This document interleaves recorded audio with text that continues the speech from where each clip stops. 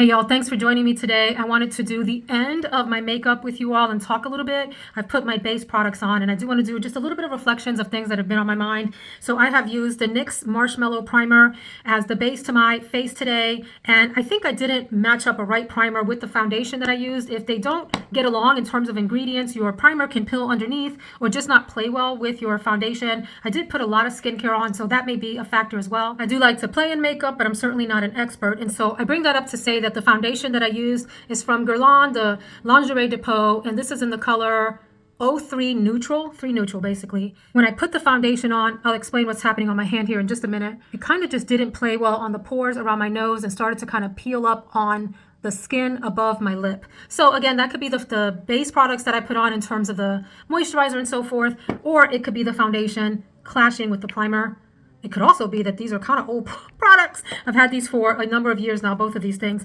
Anyway, I think the foundation looks good overall. I did powder my foundation today with a product that is no longer available, but that I love. The Perfecting Coconut Setting Powder 34 Invisible Finish Line. I love this powder. I'm sad that it's no longer available. I love the way that the component looks, the little domed top here. And I love that it has a little mesh in there, so you don't have to tap out any powder at all. You can just take your brush, your powder brush, this is from BK Beauty here, and just sort of powder around your face as needed. You might hear a little bit of my son playing piano. The door is to my right, and there's a lot of sort of space around this door. It doesn't fit super snug into the door opening, which in this case is a good thing because the sound is wafting up from a room that we call the music room. It's just because it has a couple of chairs and the piano.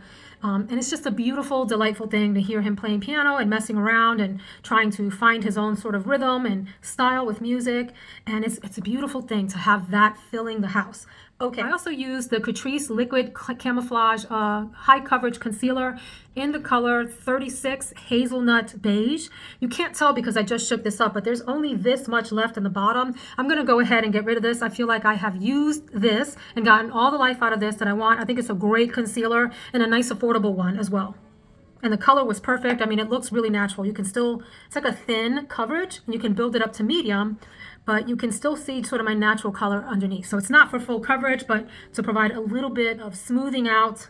And then for bronzer, I used the Scott Barnes Soleil Bronzer in Bondi Beach. If this is not the biggest bronzer pan that you have ever seen in your life, look at that. Another huge package of bronzer is the Tom Ford one. This is enormous. I mean, these compete with each other. However, the product in here isn't quite as big as the Scott Barnes one. There you go. So it's a completely different amount of product that you get in both packages. This is a whopper. The packaging is rather cheap in comparison to this one, which is pretty much a luxe product. So, but anyway, I do enjoy Scott Barnes products still and still have a lot of them. If you don't know who Scott Barnes is, he is a makeup artist and he is well known for doing J-Lo's makeup. Probably, I don't know, 5, 6, 7 years ago or something, he did a video with Tati Westbrook, who she's a makeup YouTuber, and he did her face like he does J-Lo's with all of the contouring and bronzing and making her look snatchural. That's what he calls it. Natural and snatchural.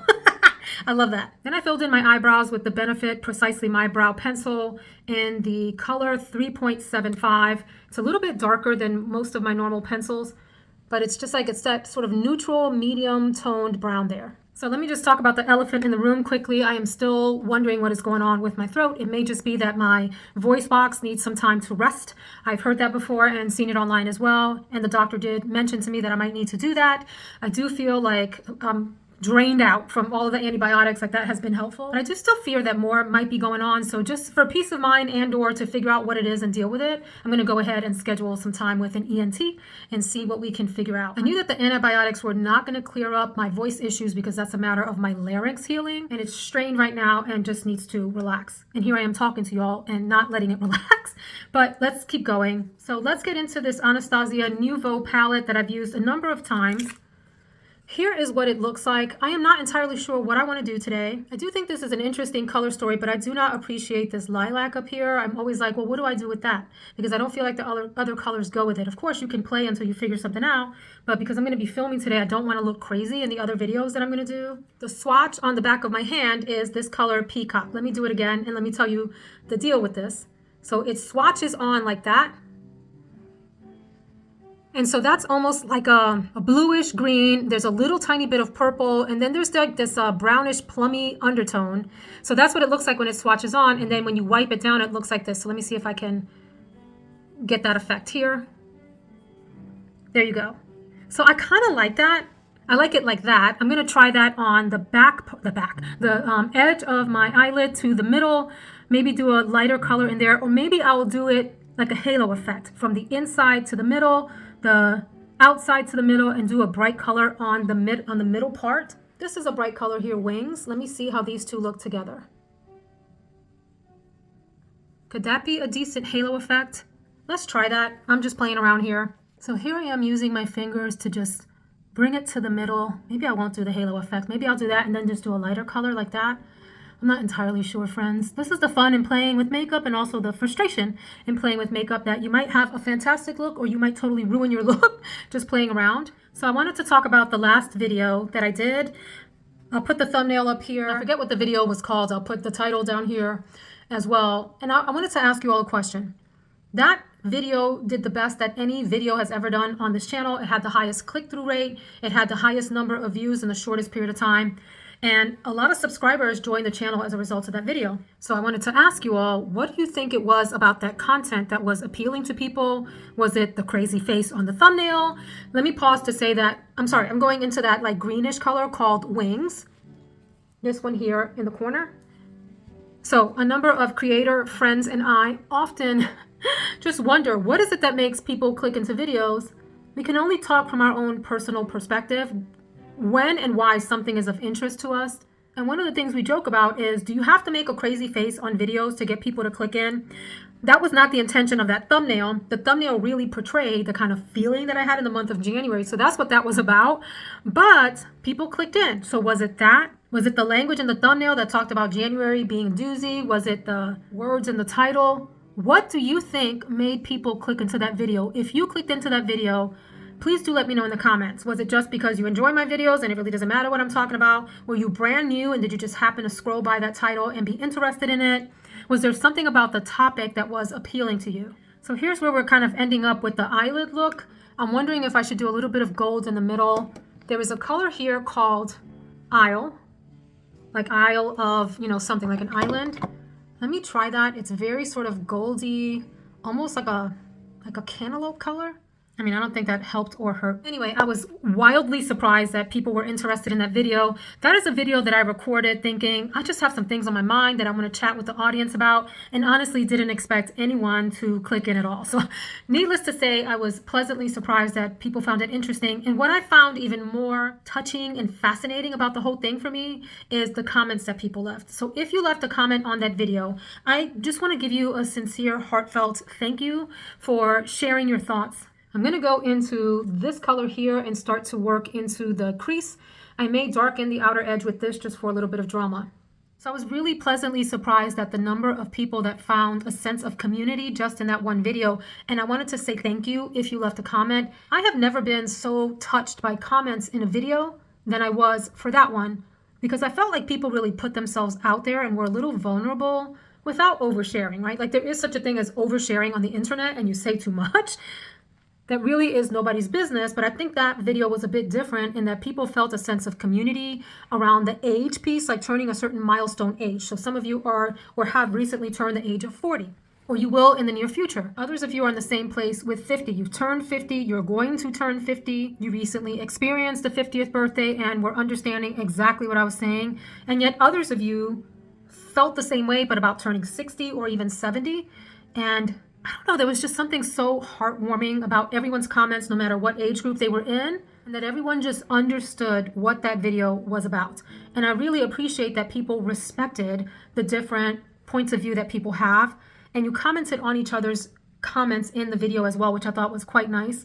We had a few viewers that were expressing a sense of sort of loneliness at this point in life for various reasons, various circumstances that they're facing. And I was really touched by those other viewers' comforting words at a time of vulnerability. There was just this general sense of you're not alone. as in Veronica, you're not alone, but also to each other in the comments.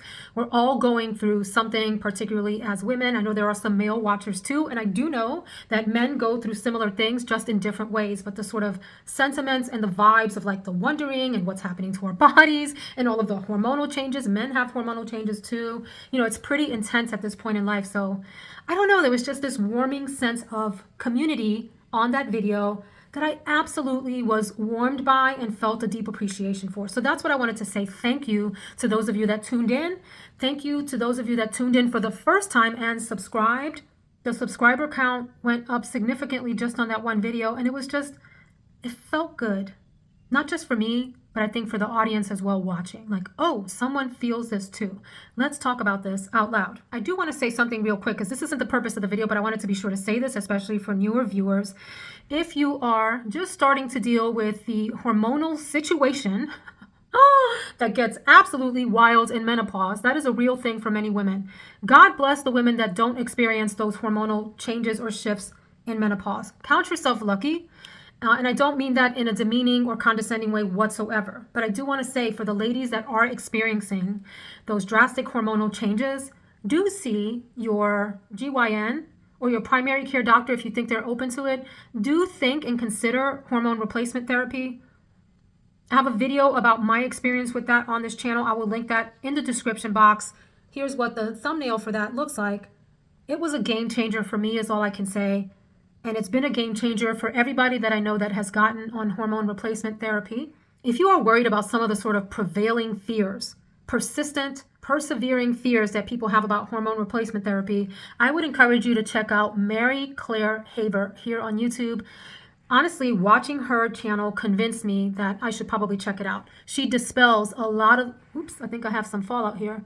Dispels a lot of the myths related to hormone replacement therapy that are from decades past, from some outdated research studies.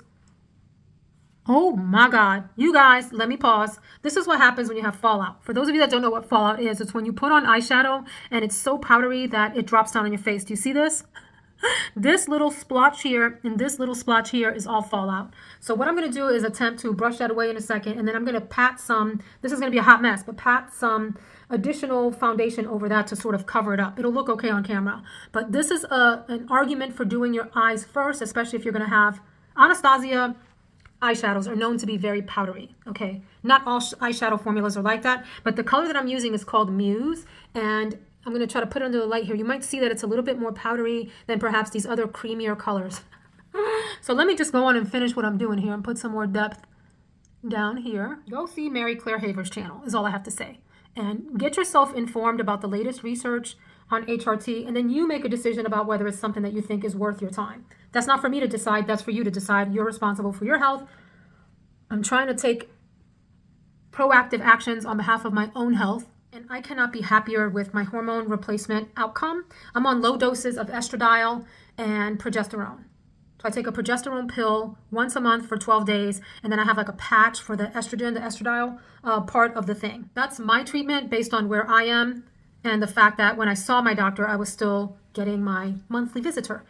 That is on its way out the door as of late, and so I may need to change my treatment plan. Anyway, y'all, I am not a doctor. I am just telling you my own experience and that I could not be happier since taking hormone replacement therapy. It has done wonders for me in lots of different ways, including regulating a lot of the symptoms that were creeping up as I got into my late 40s. All right, let's try to fix this right here. Lord have mercy. The tragic thing about trying to put concealer or foundation over this is that you've already powdered your face, so it's going to end up looking a little cakey. So I just have the littlest bit of foundation here. In fact, I'm going to tap some of it off on my microfiber cloth here, and let me see if I could do just enough cover up so that the camera doesn't detect it. This is not something I would advise doing if you're going to be up close and personal with people because they can see it. It shows. People can see when you have put cream over powders. It just looks cakey AF. I'm going to put some right there too. And let's do a little bit more. Tap it out, tap it out, tap it out, tap it out. Back to the video. I truly, from the bottom of my heart, deeply appreciate the vulnerability in the comments I wish you all well, just the way that you wished me well. And I just want to say it's just such a nice feeling of community when we can talk about things that are on our mind, that are affecting all of us, compare notes, see how this person's doing versus myself. It kind of gives you a point of reference to know, am I doing okay or am I not? Everybody has their own journey, but I think it's just helpful to hear that other people are going through something similar and the degree to which they're going through it. It helps you sort of calibrate where you think you land among things and if you're doing okay or whether you need to maybe think about doing something different, seeking some help, whatever. All individual decisions. And I'm certainly not suggesting that people need to seek help or whatever, but I think those of you that watched that video, you know exactly what I'm saying. I think I hate this look, but I am going to work with it. I may drag some bronzer through here just to kind of, I don't know, add some warmth. And I do want to do a lighter color on this sort of inner corner of the eye. So let me switch topics for a second. I kind of want to sort of play with this RMS blush called Maiden's Blush. So here's the packaging. It looks like it has a lot of pigment and a lot of shine. Let me do just a little bit of tapping and see what happens. That doesn't look so bad. It doesn't look nearly as strong as I thought it would look. Different topic. Some of you suggested things to think about in that last video in your comments. And I love hearing people's point of view. And I just want to say, I do respect a lot of different points of view. You don't have to think like me. You don't have to believe what I believe. I don't have to believe what you believe for us to enjoy being on this platform together and learning from each other, right? What are we thinking about this blush before we go on to the next topic? I always like to take a little blush and run it through my eyeshadow look. I find that see how ever so subtly, you see how there's like a little tiny wash of this same color right in here. And for me, it ties together my eyeshadow look with my cheek. Like it makes them friends. And I don't know if you can even see the difference if the camera's picking up that this has a little light wash and this one does not. But let me do it on this side so you can see what I mean. And I do wash pretty aggressively to get the remainder of what's on the brush onto my eyeshadow without totally changing my eyeshadow look. It's just an ever so slight connection between these two sections, and I really like that. Do you all remember me showing you this Makeup Forever? Look at the little logo there. Little pot. It's called the Starlit Powder, and it's called Iridescent Pearl, the color, and it's literally like a glittery powder in there. How fun is that? So I'm going to try to do that on the inside of the eye without totally messing up the look or having additional fallout. The trick with this is you have to dip into the thing. Before I put the brush on my eyeshadow, I'm going to tap it out on a microfiber cloth that I have right in front of me, just so you understand. It looks like this. So it's a lot of makeup things on it because I constantly am wiping off my brushes on it. I use a different one of these every time I do a makeup look. So how do we feel about that? I feel like that opens up the eye just a tiny bit. Y'all, that dark powder that was on the edges, I think it got all over my face. So I will know next time if I want to play in that palette and really get the benefit of the beautiful powders that are in here. I'm going to have to do my eye look first, wipe off all of the fallout, and then put my base makeup on. Because boy, woof, wee. So just a little bit of zhuzh on the inside here. Let me also just take my fingers and tap a little bit of that in. So it looks like that. See? So I went off camera just to do the eyelashes, the false lashes, and ended up just finishing up the look. I am heating up my hair curler here. I left my hair kind of bouncy and big today. I sometimes just blow it out like straight. But I wanted a little bit more body yaddy yaddy. I didn't do enough body up here at the top and my roots. That's all right. It's a very rainy day here, by the way. So my hair is naturally frizzy when it rains. What did I do? So I put on false lashes. I have these like half lashes that I put on, and I use the Wet n Wild. Oh, I guess this thing talks to me when it's ready. So I guess it's ready. This, what are you? It's a T3. The letter T and the number 3 flat iron, and then I also use it to curl. I'll show you that in a minute. But on my eyes, the Wet n Wild On Edge Long Wearing Pencil in the color Wooden, not Wouldn't, Wooden, like wood, wooden, you know. It's a nice brown color. I put that from the edge of my eyelid here to about the middle, kind of smudged it down in here, and then put it underneath on the lower lash line and used a little like smudge brush to drag it across.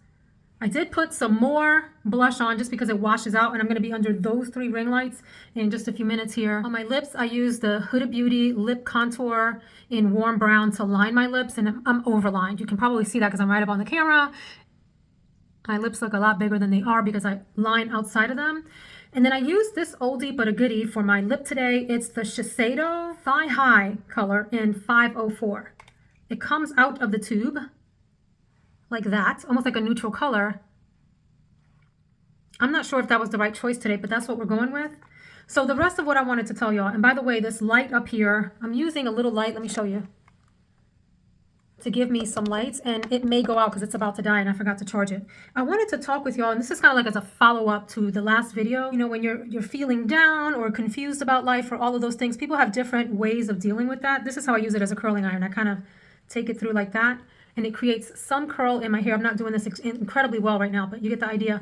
Anyway, when you're feeling down, when you're just not sure where to turn, some people turn to prayer. I certainly pray often, but I also turn to stillness. It's kind of a form of prayer. It's like a meditation, stillness. So I am listening to this book, audiobook called Stillness. I'll put the book cover and the name of the author here because I'm forgetting. Robert somebody or other. I am not very far in. I'm about an hour in, and I would highly recommend it for those of you that just want to think about the power of being still and not reacting to the things that are happening in your life. Let me just say that the thought of that came to me because there was someone in the last video in the comments that said something about being like passively observant. That's not the way that they put it, but the idea was not to react to things that are happening around you, to be observant, stay neutral, something along those lines. Maybe I'm overinterpreting what the person meant, but to stay neutral and not assign meaning to the things that you see happening around you. That's not what she was telling me to do, but she was mentioning that as sort of, I think, like a practice to not be as affected about the things that are happening around you, which is, of course, a double-edged sword. So in this book, Stillness, there is a line at the beginning of one of the sections that says something like, when our bodies go numb, we definitely pay attention, assume that something is medically wrong, and look into it and try to fix it.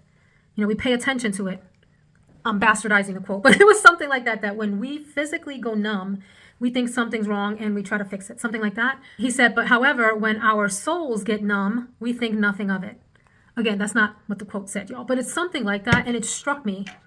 Because here's the thing about being like a neutral or passive observer that can be a little bit dangerous for me. There are two extremes in how you can react to anything happening in your life, in your world, around you, things that you are observing. You can feel the thing so much, so deeply, like be affected by something so deeply that you end up in a way getting caught in like the chaos of the and turmoil of the emotions related to that thing. I feel that way, for example, when I hear about instances of abuse of any kind, child abuse, animal abuse, partner, like spousal abuse, anything like that, any form of torture or pain that is inflicted on another living being. I think about that, right?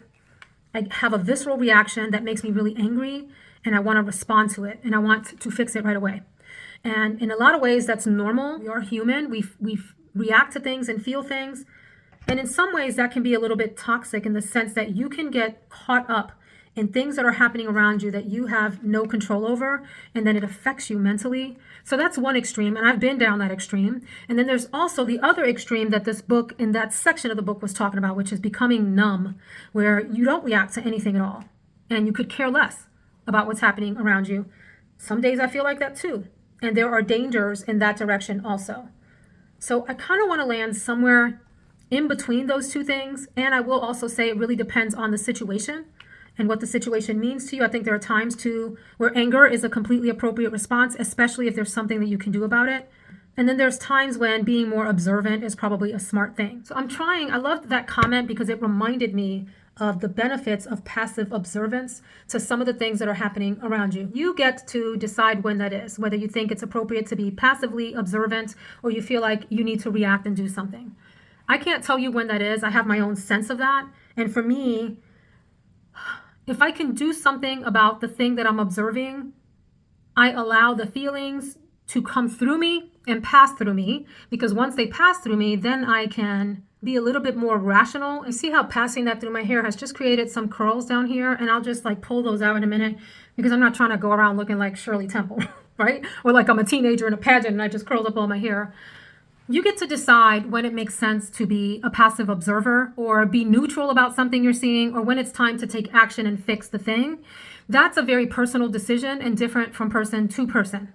I would never dare tell anyone what they need to get upset about, what they need to be outraged about. I know what I feel when I react to things. There isn't a lot these days that I allow myself to get very upset about. I have feelings about things, of course. I am human. We are all human. We all react to things. But I do my best not to be so upset that I'm like dysfunctional, because I've been there in the past. I've been so outraged by things that I see, things that I observe people doing to each other, things, events in the news. One of the reasons I stopped, actively watching the news, I mean, it's inevitable to see news when you're on social media. It comes up in your feed in some form or fashion, whether you want it to or not. But I don't actively watch the news because I feel like that feeds into human fears. And the best that you can do is to worry in that moment about things that you can't change. So anyway, guys, all of that to say, I absolutely appreciated the heartfelt comments that were left in that last video. And some of the comments were detailed. You shared a lot. I did read all the comments. I left a comment. Thank God I had the time to reply to the comments. I thought that they all deserved some respect and acknowledgement. And I appreciate it. Let me switch topics. I've got lipstick on my teeth. Have you ever been in a meeting with lipstick on your teeth and no one tells you? Thank God I have the camera right here to tell me I have lipstick on my teeth. Hold on a second. I forgot to use all the tricks that I have to not get lipstick on your teeth. So it's President's Day weekend, and I had a moment of weekend joy that I wanted to share. There, the light went out.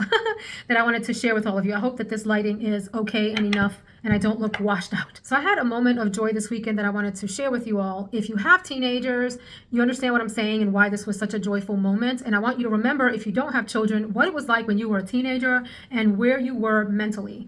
Everybody was different, but I think a lot of teenagers preferred less time maybe with their family and more time with their friends. I'm lucky in that our children enjoy spending time with us. For the most part, they do have their friends. So it's kind of like a mix in this house. I know when I was a teenager, I wanted to be out of the house as much as possible. I wanted to be spending time with my friends. The last thing I wanted to do was sit at home and hang out with my parents. And I love my parents dearly, but you know what I'm saying. Oh, it's getting sunny outside. That's so nice. Y'all, it has been gloomy here and pouring. I'm talking about like bring the ark and the animals 2x2 kind of raining. So yesterday morning, I go in to check on my son in his room. How are you doing, son? Are you hungry? Because sometimes teenagers don't leave their room until they need to go like forage for food. So I knocked on his door. Hey, you getting hungry yet? You want something to eat? And you know what he said to me that I found so cute and so like endearing? He's like, Mom, let's me and you go out to eat. And I thought, oh, you really would like to spend the afternoon with me? So we went to this local diner. It's like an old school diner that has jukeboxes and things like that. And it was just adorable. Sitting there hanging out with my teenage son. So I'm looking across the table at this beautiful young man, very handsome, with his little 5 o'clock shadow, sprouting out of his face. But in my heart of hearts, I will always see him as my little boy. Always, always, always. And we just had a moment sitting there having our diner food. He ended up ordering like a chicken and waffles dish. It was fried chicken with waffles and some french fries or something, like Carb City, and he loved it. I had a grilled pork chop and like a southern biscuit or something else, and then we both ordered milkshakes. I haven't had a milkshake, y'all, in a long time. I mean, I'm actively trying to watch what I eat so that I can maintain the weight loss that I've had. But yesterday I didn't care. I ordered a combination peanut butter and cookies and cream milkshake, like a combo, peanut butter cup and cookies and cream, and it was worth every calorie that I had in that moment. It was so good. He had his own little milkshake. He got only cookies and cream. And there was just something touching about sitting in a diner on a Saturday afternoon with the rain pounding on the window. It was gloomy, and I'm just hanging out, enjoying an afternoon with my son, having a sort of home-cooked diner meal. And it was just pleasant. It was a nice moment. And then I had a second moment of shock and joy today when he said, Mom, let's go see a movie together. And I thought, seriously? The others in the family are out of the house at the moment. And I thought, you want to go see a movie with your old mama? What you want to see, baby? So we scrolled through all the movies, and you will not believe the movie that he picked out. Now, you got to remember that my son is becoming a man's man. Like he's very dude-like, if you know what I'm saying. And he said, Mom, he has a deep voice. Remember I said he sounds like George Ezra. If you don't know George Ezra, the musical artist with that amazing voice, go check him out. Handsome young guy too. Mom, let's go see Moana. I said, you want to see Moana? Moana 2. There's a second movie out. You sure? Like there's Captain America, there's this movie, there's that movie. You sure you want to see Moana 2? Yeah, Mom, let's go see Moana. So we're going to go tonight to see Moana, and I'm going to order a big tub of popcorn. I don't think I'm going to get butter. How are you with your popcorn when you go to the theater? Do you get popcorn, or do you get candy, or you get nothing? Or do you bring your own snacks? Some people do that too. I sometimes want butter, but I feel like the dry, salty popcorn with the natural, it's not natural, with the artificial flavoring on it, just by itself without melted butter is probably better. I enjoy that more. But anyway, I'm gonna let the child get whatever he wants. He can get whatever candy and popcorn he wants. I'm definitely gonna get some popcorn and my little Diet Coke, and we're gonna pay $9,486 for all the food because my gosh, theater food pricing is out of control. But that's all right. My baby wants to go see Moana 2. We're going to go see Moana 2, and we're going to order all the goodies that we want while we wait for the rest of the family to return. Let me pause and ask, what do you all do on a weekend where you don't have anything else to do? Like you don't have any external errands to run and you're just staying at home.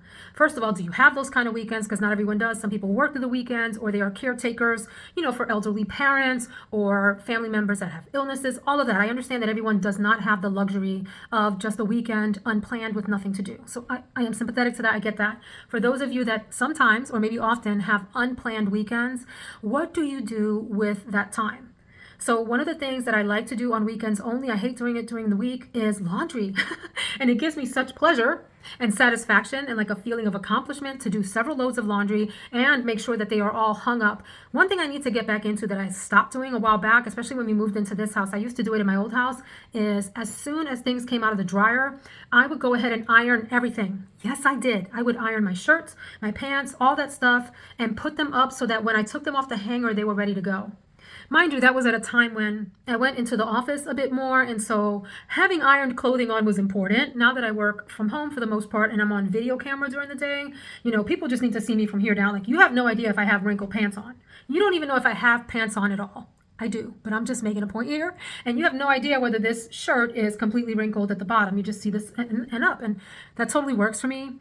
I want to get back into ironing my clothing so that when I do go out, or even around the house, I feel like I am feeling and looking like my best self. Does that make sense? So laundry is a big thing. And let me tell y'all, the other thing that I got back into this weekend is Real Housewives. I don't care what city it is. I love, love, love binge watching Real Housewives shows. Yes, I know that half of it is staged or it's manufactured drama. I get all of that, but I still enjoy being nosy, looking in all of their homes, checking out how they interact with each other, watching all of the ridiculous drama unfold. It's so silly, but they get paid to be on the show. It is like an acting job, except they're not acting the whole way. There's some acting because I think the producers manufacture some of the drama and they plant things to create problems between the ladies, and they will reshoot scenes. I don't know if you know that about a lot of reality TV, not all reality TV, but a good number of reality TV shows they will reshoot scenes if it's not dramatic enough. Can you believe that? Anyway, it all looks like a bunch of craziness to me, and it's fun. So recently I caught up on the Real Housewives of Beverly Hills. Those ladies in Beverly Hills, they are a piece of work and fascinating to watch. The cast includes the Richards sisters, and one of them is Kathy Hilton of the Hilton Hotel Empire. So she's on the show, and then her sister is Kyle Richards, and then there's Kim Richards. Kim was on the show a few seasons ago. She makes an occasional appearance on the current season, but it's really about Kyle. Kyle is still my favorite on the cast. We can talk about that another day. I really enjoyed watching the episodes where Sutton, is it Strack or Stracker? I forget her last name, but she goes back to, I believe it's Georgia, or is it South Carolina, somewhere in the eastern southern part of the United States to visit her mother, and she brings Garcelle, I forget how to say her last name, Bouvet, and she brings Kyle Richards with her. Interesting scene there with Sutton's mom and their reactions to each other. I won't get into it because those of you that don't know the show, it's not going to make any sense to you. But this weekend I have been binge watching The Real Housewives of Salt Lake City. I have been to Salt Lake City. Interesting place. That cast is a mix of people that are former Mormons, but still live by like Mormon culture. I think 2 or 3 of the ladies are also Jewish, and I believe 1 or 2 other cast members are Christian. It is such an interesting show. One of the cast members actually broke my heart. Her name is Mary. She learns that her son has a drug addiction that she has not been aware of for a number of years. I believe he's 21 in the show, and his addiction started with slow usage and low dosage of drugs at 16 years old, and it's 5 years later, and it has come to a head. He has dipped into lots of dangerous drugs. And it was heartbreaking to listen to this young man say that he wasn't sure whether he wanted to live in this world anymore. Oof, as a mom, that broke my heart into 1,000 pieces, reality show or not. That scene ripped my heart out of my chest. That's a scene where it was really hard to be a neutral or a passive observer because the mother in me kind of like rose up front and center. And then I imagined my own children going through something like that, and it was heartbreaking. Do you watch Real Housewives? Let me know in the comments. I understand if you don't. A lot of people think it's super trashy TV, promotes, women hating on women, and whatever. I get all of the critique about it, but for me, it is high entertainment. I think I'm going to pause this video there because it's super long. I am semi-satisfied with this look. We'll see how it looks, when I film. I do like the drama on the inside of the eyes. I feel like I need more drama right up there. I like the lip color overall. I like the cheek color. It's all maybe a little orangey for me, but I will deal with it. I like my eyebrows. I've gotten a lot of criticism about my eyebrows. I've been called a Wolverine on one of my shorts. I blocked them, don't worry about it, but they wrote Wolverine. I bet the person looks like an absolute troll on their side of the camera, having the nerve to criticize my eyebrows. But Wolverine, I've been told lots of things about my eyebrows. I've gotten comments from people criticizing how I do them. I quite like them, so I feel happy with them. And I did want y'all's thoughts on these little wispies in here. Do you feel like they're distracting? I have a unibrow by birth. My whole family, it's like a Frida Kahlo, the artist, the Mexican artist. I have that kind of unibrow, and I have always sort of plucked the middle. Well, excuse me, not always. Like after elementary school and as I got into middle school, maybe late middle school into high school, I started to pluck the middle part here. And of course, later on, I started to pluck underneath there. I did the whole 90s thing where you just had like a little razor thin line of hair. And that lasted for a long time. That lasted well into the early 2000s. It wasn't until like 2010 or so that I started to let my eyebrows try to grow back in a little bit. This part all here, in here is all fake. That's all pencil. And then of course the tail end is pencil. My question for y'all is this little wispy hair in here distracting? Let me know what you think in the comments. So again, welcome to all the new channel members that subscribed. I hope you like it here and enjoy the fun little community of mostly middle-aged gals or approaching middle-aged gals. And we have some gentlemen that join us over here too. And I just really adore the community here. So thank you for being a part of it and for contributing. And I'll see you in the next video. Take care.